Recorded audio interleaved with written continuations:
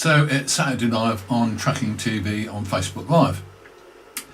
This week we've been doing something a little bit unusual and different, really, which has been, just check that, yep, which has been doing daily news shows for about 2 or 3 minutes, reporting stuff that's happening in the world of transport, i.e. crime, theft from vehicles and so on. And the issue really, I have to say, just fiddling with stuff a bit at the moment, the issue I have to say is that I'm not sure of whether it's of any benefit. It's a little bit of work, it's a couple of hours work each day, and in reality I'm concerned whether I'm wasting my time or whether it's of some benefit. That's the interesting question. It's very difficult to judge whether it is a waste of time, because when I did the first one, I think on Monday, on Tuesday, that got a reasonably good audience. That had about, actually the video had about 1,500 views over the period of time, but then it went down to 500, and now it's around 300 or 400 for the last two, which is kind of okay, but I'm concerned that it's actually not doing anything of any benefit. And that's what I'd like some feedback on. So if you're watching this now, love to hear from you. If you're watching it later on, then equally love to hear from you. Good morning, AD, I hope you're good. Nice to hear from you, matey. But that's the real question. Does doing something like daily news about this kind of crime issue, does it actually do us, or do you as drivers, or do the community large, does that actually do any benefit? Does it actually make a difference?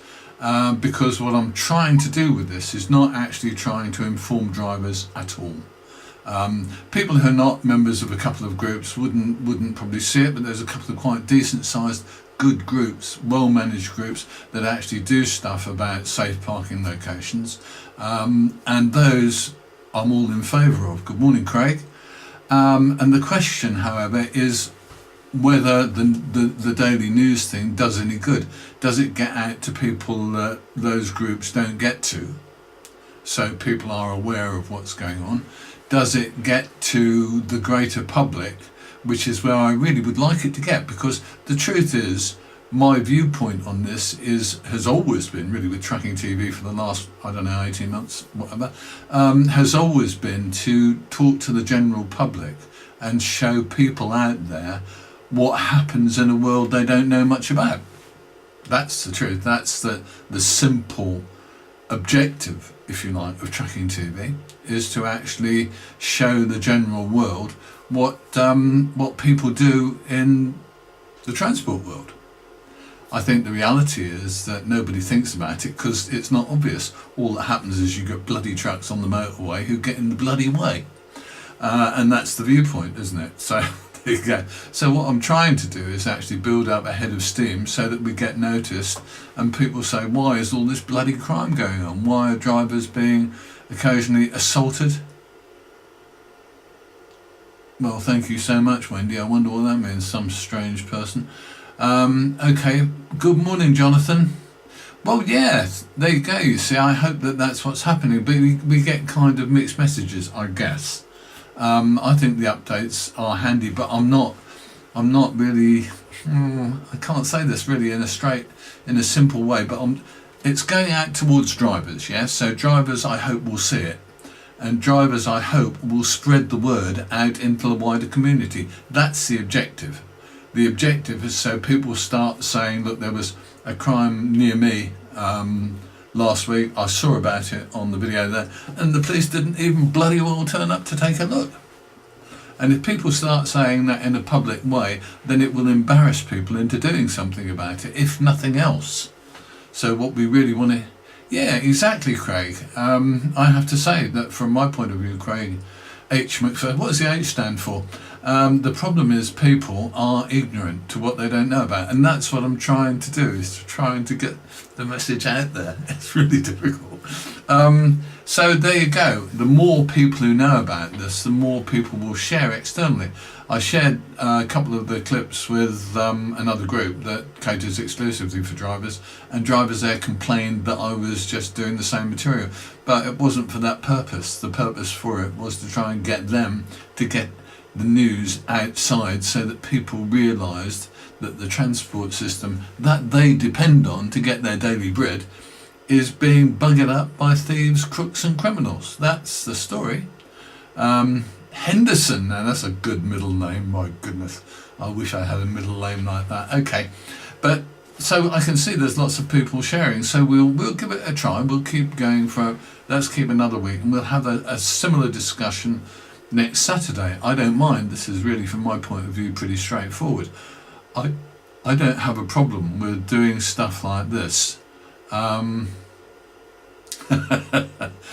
don't have a problem with doing stuff like this, but it's a question of working the best you can to get some kind of result. So, okay, we'll try for another week. The overall impression I get from the handful of people who are watching is that I get that people do share stuff, which is great, with members of the general public, friends and family, etc. I think that's terrific. Thank you very much.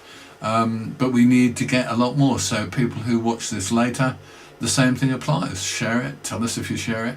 Let's get the views up so that the views go out to a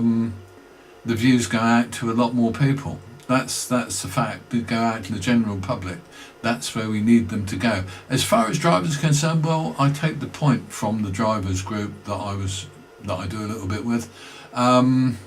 Although I shan't be posting stuff there sadly anymore because I don't think it's a good idea. Why upset people?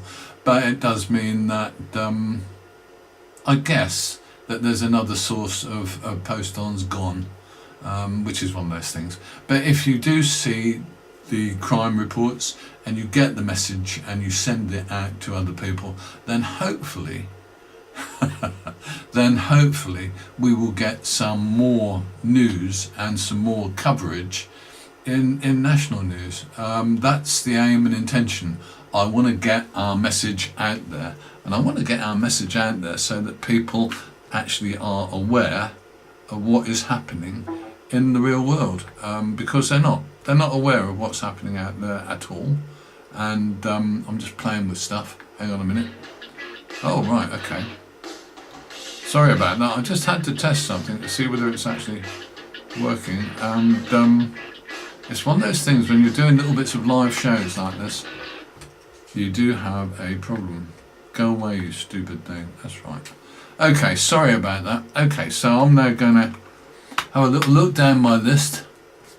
So, good morning to you, Kevin Stammers. Nice to see you. Eddie Hill, middle drivers need shooting on site. I never do it personally. I always drive in the outside lane and stay there. Okay, what else? Who else have we got online? There's Kevin Stammers. Good morning to you, bud. Hope you're well.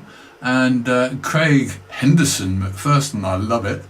Been driving for Class 1 for 12 years, UK and Euro. Never had anything stolen. That's really, I don't know how lucky that is. The question I have to say, oh, you've never had any stolen, but you have had immigrants in the back, which is not nice in France.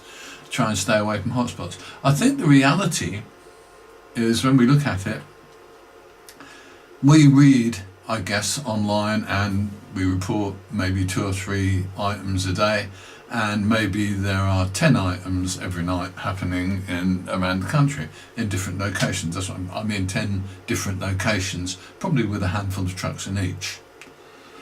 That's what we see. But as far as I know from the documentation I think I read about a year ago on some government white paper, there are apparently about 20,000, that's a lot, 20,000 trucks out overnight, i.e. with drivers sleeping in the vehicles every night. Now I don't know whether that one's correct or not. I think that's what I read about a year ago, so the memory may be playing me tricks, but I think the reality is that looking back over that period of time, that's a bloody lot of people, isn't it?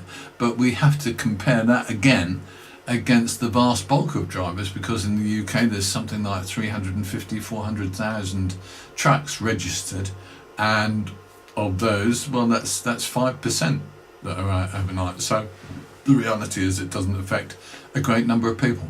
There you go. I'll do a few more of these little news clips. We'll see how it goes, see if we can build it up a bit. try and get a bit more publicity, and we'll see where the whole thing goes. In the meantime, I'm Chris Gosling. This is Trucking TV. I hope you're doing really well, and I will see you, I hope, very soon. So just just take care of yourselves and don't park in any deeply strange locations.